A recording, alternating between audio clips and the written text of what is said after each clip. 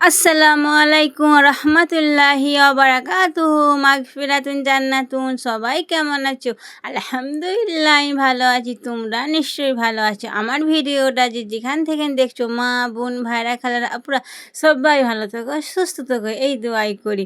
আবারও চলে এলাম একটা নতুন ভিডিও নিয়ে তোমাদের কাছে। এই দেখো, সকালবেলায় চা পানি খেয়ে ঘরটা একটু ঝাড়ু মেরে নিচ্ছি, বিছানা তোলা হয়ে গেছে।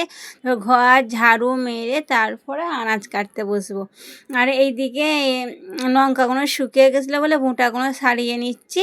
তারপরে এগুলো পরিষ্কার করা হয়ে গেল পরে গ্যাসটা পরিষ্কার করে নেবো। আর চা খেয়েছিলাম সেই বাসনগুলো কটা আছে সেগুলো ধুয়ে নেবো, ভালো পরিষ্কার করে নেবো। আর দেখো একে একে সব খুলছি, তারপরে পরিষ্কার করে নেবো। কচি বারান্দায় খেলা করছে, একবার করে যাচ্ছি আর একবার করে আসছি। আর ছোট ছেলে নিয়ে প্রতিদিন ভিডিও বানানো, তাকে এসিও করা, তাকে আবার আপলোড করা বহুত কষ্টকর হচ্ছে। আমি তো নতুন, যারা পুরাতন হয়ে গেছে তাদের কিছু মনে হবে না, তাদের ইজি মনে হবে। আর ছোটো বাচ্চা আছে আমার। সকালে মেয়ে মাদ্রাসা যাবে 7টার সময়, ছেলে যাবে 7:30টার সময় স্কুল, তারপরে ওর আব্বা যাবে 7:30টার সময় কাজে। এই জন্য খুব কষ্ট হচ্ছে আমার।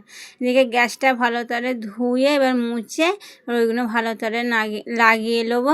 ওইটা লাগাতে ভুলে গেছি, আর একটা কী থাকে তো, ওই যে ওইটা 4 চৌকোটা লাগাতে ভুলে গেছে, ওইটা পরে লাগিয়ে নেবো। তারপর এদিকে আনাজ কাটতে চলে এসেছি আমি। এদিকে এইখানে রান্না হবে।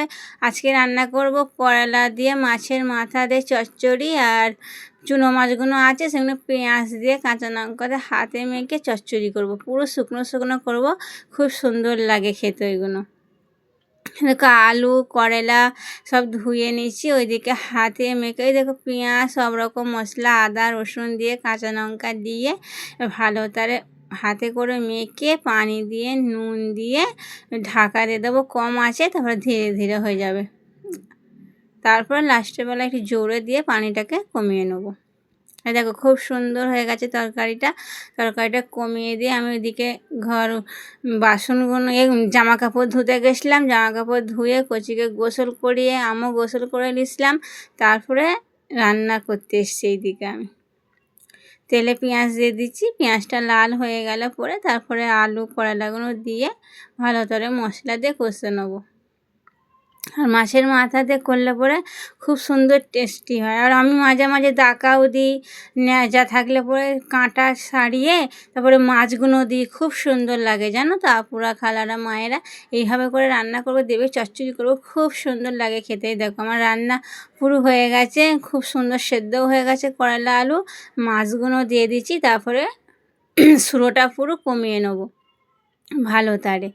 তারপরে এইদিকে মাছগুলো ছিল, দাকা মাছগুলো আছে, ন্যাজা আছে, দাকা আছে, পেটি আছে, এগুলো ভালো করে একটু গরম করে রাখছি।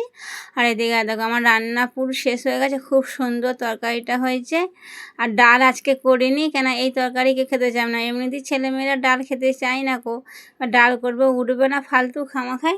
ওর আব্বাটা কাজে চলে গেছে, সেই রাতে আসবে, তাই জন্য ডাল আর করিনি। করলা আলু চচ্চড়ি মাছের মাথা দিয়ে আর চুনো মাছ করেছি, হাতে মেখে চুনো মাছ করেছি কাঁচা লঙ্কাতে ঝাল ঝাল, খুব সুন্দর হয়েছে খেতে। আর এদিকে মেয়ে মাদ্রাসায় যায় বলে মেয়েকে খেতে দিয়ে দিচ্ছি। আর কচি ওইদিকে দুনিয়ায় ঘুমিয়ে গেছে, ওকে সে দুধ ভাত খাইয়েছিলাম, ওকে আর ভাত খাওয়ানো হয় না কো, ও পাক পুখিয়ে ঘুমিয়ে গেছে। তারপরে মেয়ের খাওয়া হয়ে গেলে পরে তারপরে আমি খেয়ে নেবো। আর ভিডিওটা এইখানেই শেষ করব। আর ভিডিওটা যদি ভালো লেগে থাকে তোমাদের ঘরে আপু ভাইরা মারা খালা একটা প্লিজ লাইক শেয়ার বেশি বেশি করে শেয়ার করে দেবে, আর সাবস্ক্রাইবার করে আমার পাশে থাকবে। সবাই ভালো থেকো, সুস্থ থেকো, আল্লাহ হাফেজ।